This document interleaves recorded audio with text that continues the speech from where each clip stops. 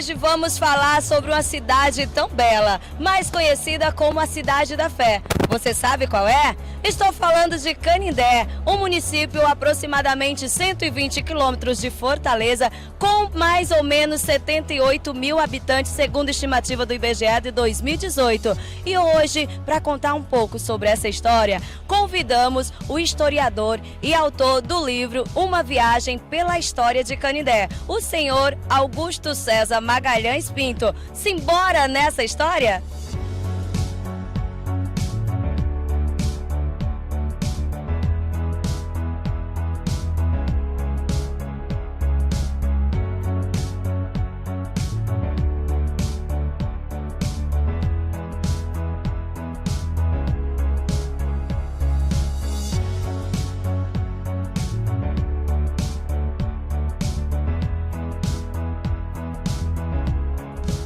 A cidade de Canindé deu início nas proximidades do rio Curu e seus afluentes e era povoado por araras canindés e índios de origem tapuia, genipapos canindés, canindés, e a partir do século 17, os portugueses começaram a ocupar essas terras.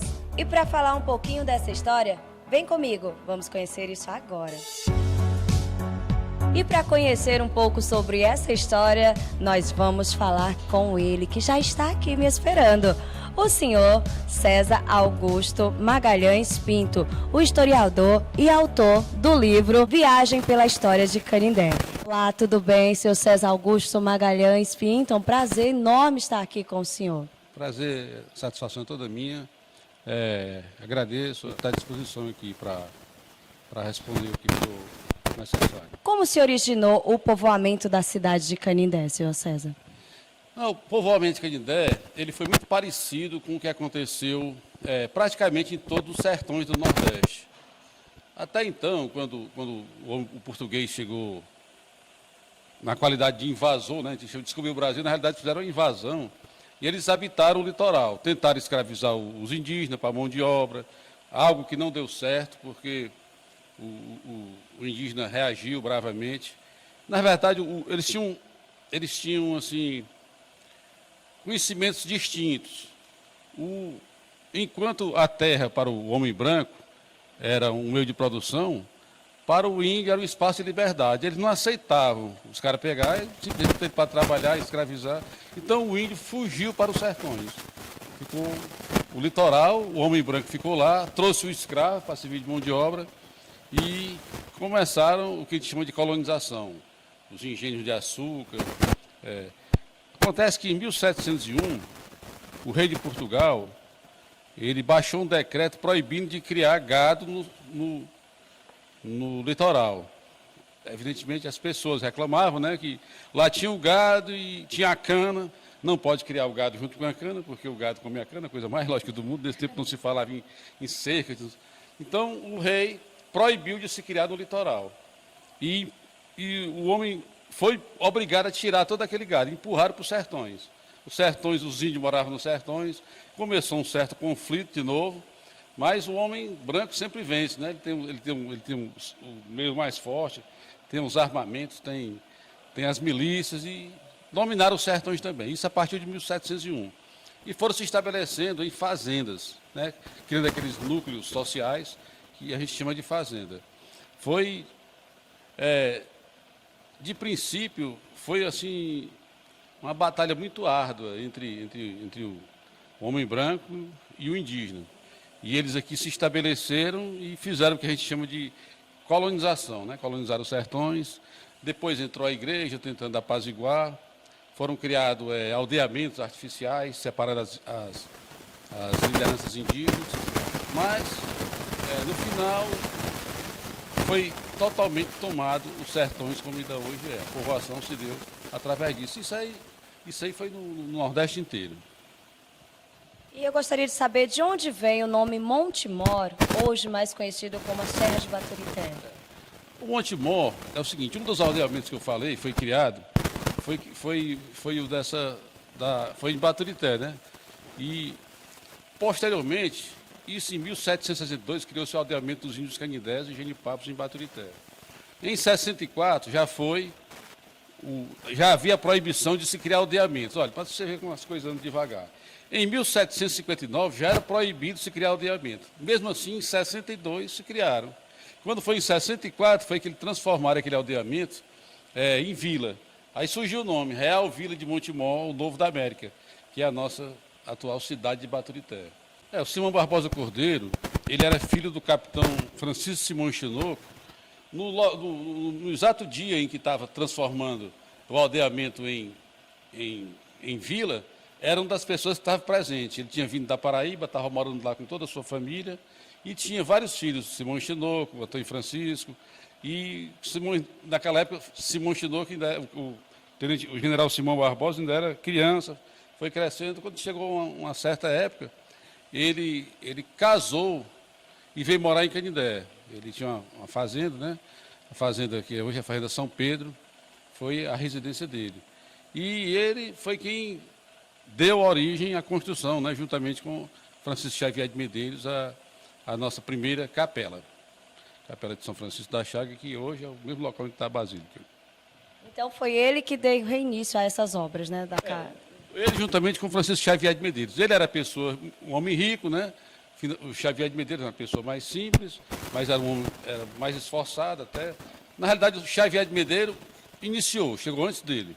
Xavier de Medeiros chegou antes do Simão Barbosa. Quando o Simão Barbosa veio, ele deu aquele incremento financeiro que levou à conclusão da capela.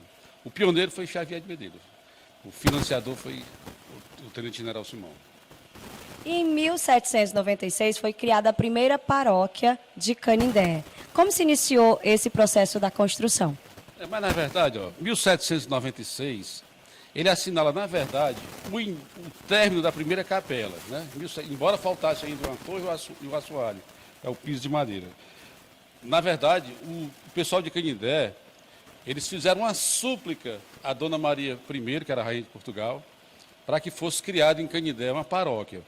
Mas não conseguiram de momento, mas teve um saldo positivo, porque ela mandou para Canindé um capelão, o padre João José Vieira, que veio para Canindé e morar aqui. Não era como vigário, mas era como capelão ligado à paróquia de São José de Ribamar, em Fortaleza.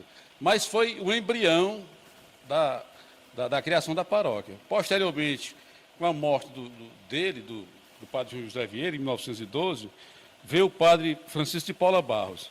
E as pessoas se reuniram de novo, mandaram esse padre Paula Barros para ir a Olinda, né, Pernambuco, onde ficava lá a sede da província dos franciscanos, e de lá iam para o Rio de Janeiro para tentar com o então rei, Dom João VI. Né? As coisas mudaram muito. A partir de 1808, a família real portuguesa veio morar no Brasil, já era uma lenda. Então, eles mandavam uma súplica para Portugal. Isso demorava um ano para ir, vir ou mais.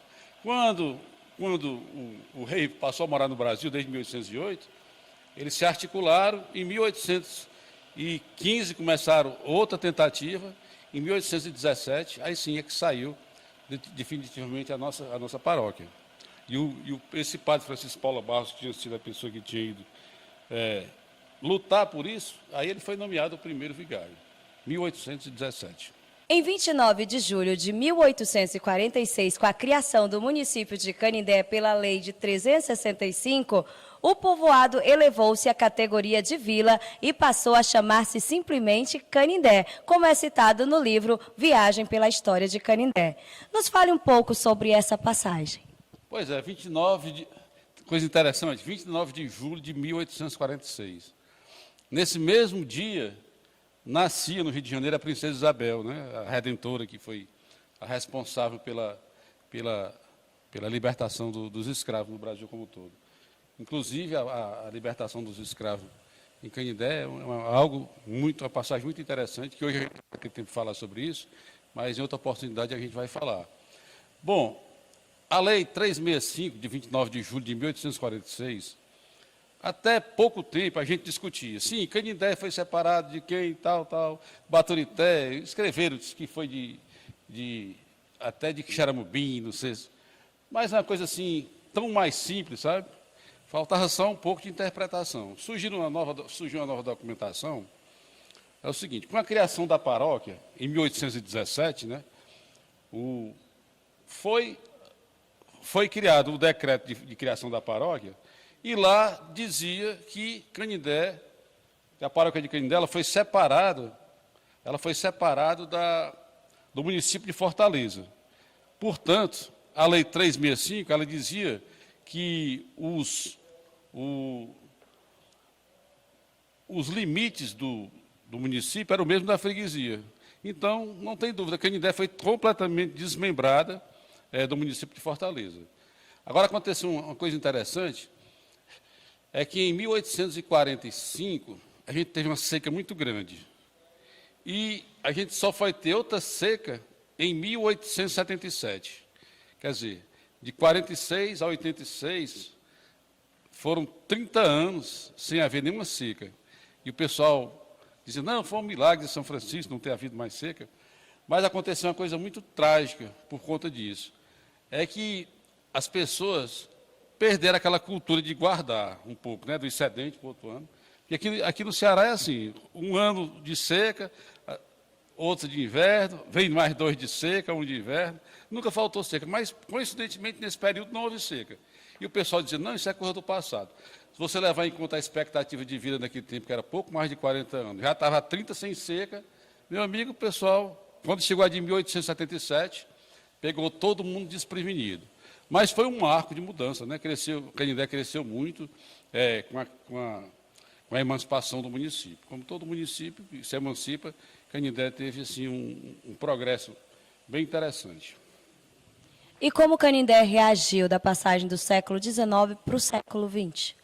Pois é, essa reação aí, ela se deu em forma de, como se deu no mundo inteiro, um progresso, né? O passar dos tempos, ele sempre vai trazendo novidades. Já foi no século XX, as lâmpadas eram tudo de acetileno ainda, a procissão era iluminada por lamparinas. A partir do século XX, a tendência foi das iluminações públicas, a geração de energia do próprio motor do convento, e depois vindo de General Sampaio. Então, o progresso acompanhou a cidade como era de se esperar. A partir de que época Canindé se tomou afeição de santuário franciscano? Essa é uma passagem bem interessante. Veja bem, em 1888, a gente ainda estava no Império, porque em 1889 foi a República, certo? Em 1888, resolveu-se, naquela época as coisas eram bem diferentes de hoje, todo o dinheiro de São Francisco, ele não era administrado pela igreja. Existia uma relação entre o Reino de Portugal e o Brasil, que chamava o padroado. Então, quem administrava os bens da igreja era uma confraria.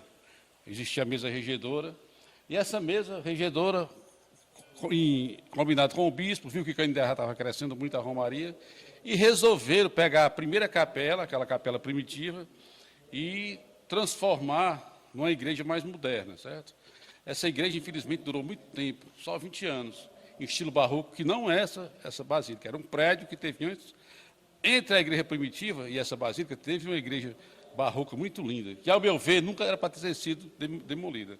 Era para ter sido feita a basílica no outro local, essa igreja era muito linda. Então, quando houve uma questão entre a mesa regedora e um camarada que vinha anualmente para a prestação de conta, um juiz de capelas.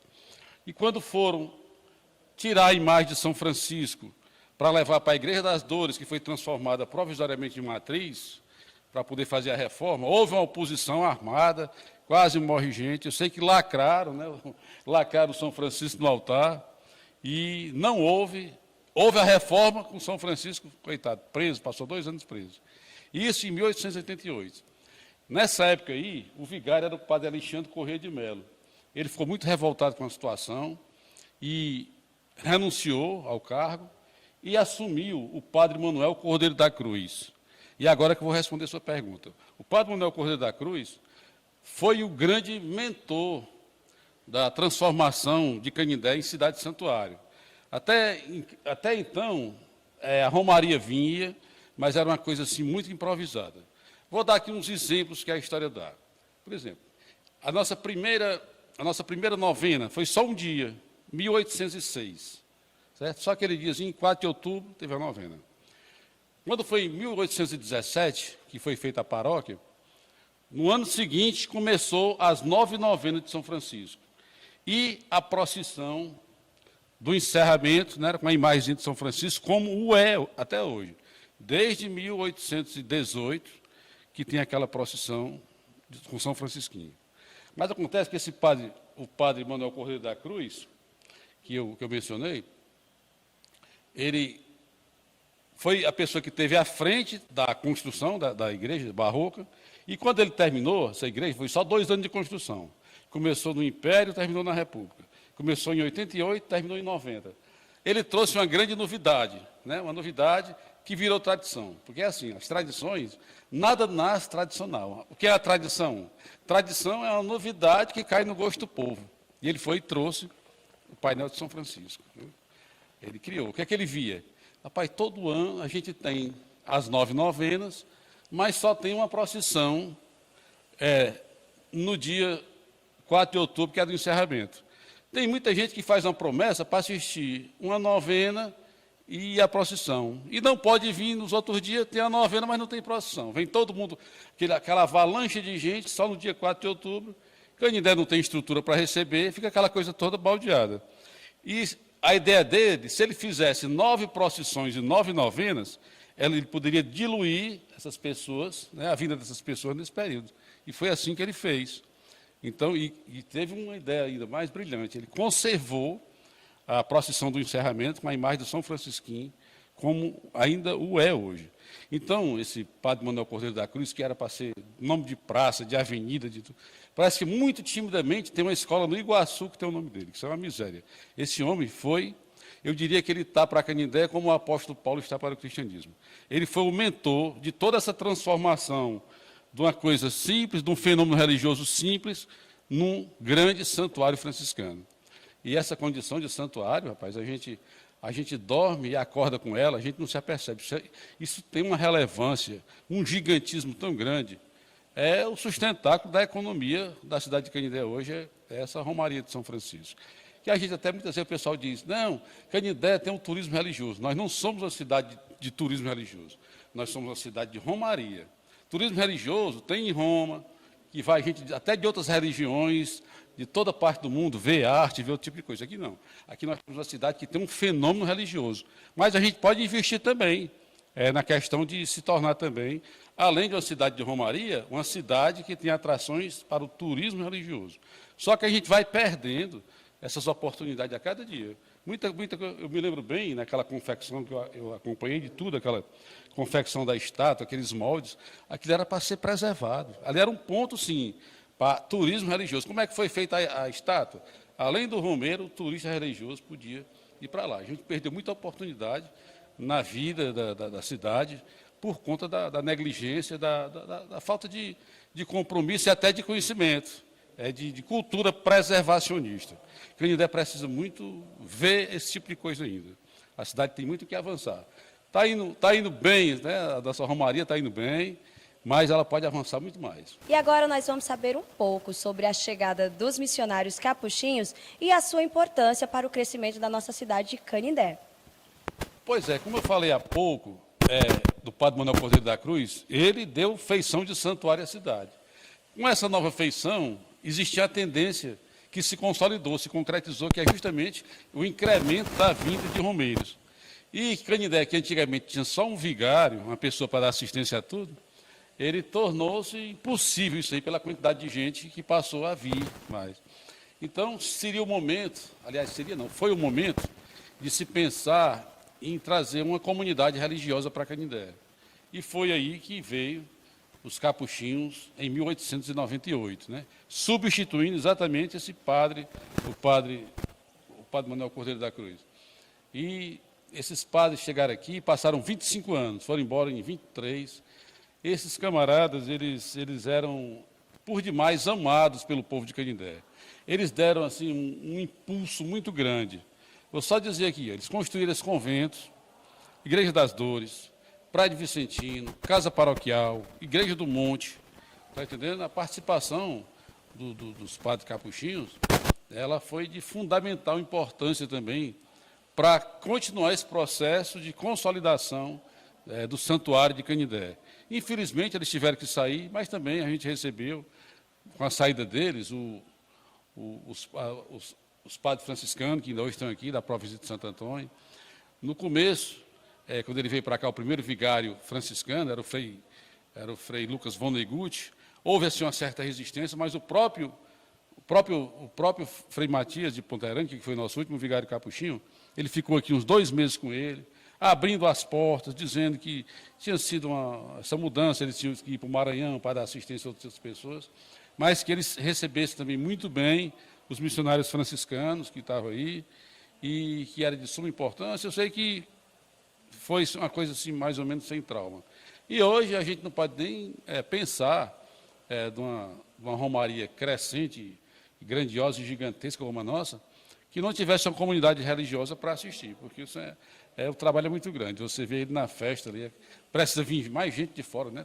Tem 50, 60 padres aqui para confessar, para dar comunhão, porque é gigantesco mesmo.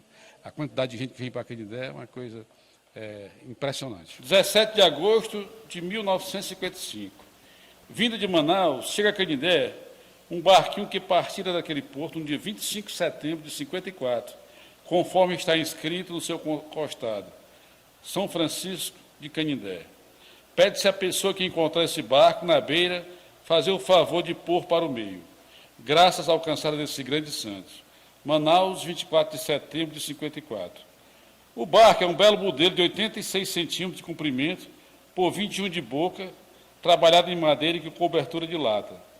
A leve embarcação fez sua viagem sozinha até a altura da praia de Camusim, no Ceará, num percurso de 3.600 quilômetros.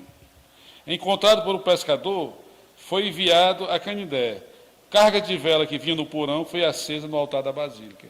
Então, esse barquinho, ele percorreu 3.600 quilômetros, lá de Manaus até Camusim, e trouxeram. O camarada encheu ele de velas para São Francisco, aí ele foi resgatado e as velas foram acesas no altar da nossa Basílica. E para conhecer um pouco mais sobre tudo isso que o nosso historiador e autor do livro Viagem pela História de Canindé falou, você pode também conhecer um pouco do livro, já esgotado nas livrarias. Foram poucos exemplares, mas a gente fica aí, tá surgindo um novo trabalho. Vai fazer uma edição revista e ampliada desse livro, né? Ele tem 340 páginas, ele deve passar para umas 500 páginas. Não é coisa de tão pressa, não, mas vai ser feito. Estamos trabalhando nisso. E como a população, as pessoas de fora, temos audiência de pessoas fora do país também, como faz para conhecer essa história tão rica da nossa cidade de Canindé? Bom, eu tenho uma página na internet chamada Canindé Bairrista. Acessa pelo Facebook. Foi uma pessoa que fez para mim, eu sempre estou escrevendo artigos, tem muita fotografia, tudo que diz respeito a Canindé, a Romaria, e tem muita coisa interessante lá que pode ser feita. E mais na frente, a gente vai, quando lançar esse outro livro, vai dar um incremento em tudo isso aí. Agora é o seguinte, para as pessoas que estão distantes, nos assistindo, eu diria que vale a pena vir a Canindé. Uma cidade que se respira fé, uma cidade de natureza cosmopolita, fraterna. É um lugar que vale a pena ser visitado. Agradecendo aqui a participação do nosso historiador e autor também do livro Uma Viagem por Canindé, pela cidade de Canindé, nosso amigo César Augusto Magalhães Pinto. Você que vier a Canindé, pode conhecê-lo também. Ele está sempre pelas ruas de Canindé, com muito prazer aí. Encontrando com ele, dê um abraço. Muito obrigado por sua participação. Obrigado. Um abraço a todos. Foi uma satisfação enorme estar com vocês. Obrigado. Voltamos para o estúdio, onde você vai conhecer tudo sobre essa história linda, maravilhosa. A nossa cidade tão amada, nossa cidade da fé, nossa cidade de Canindé. TV Canindé, o seu canal de informação sobre Canindé e região.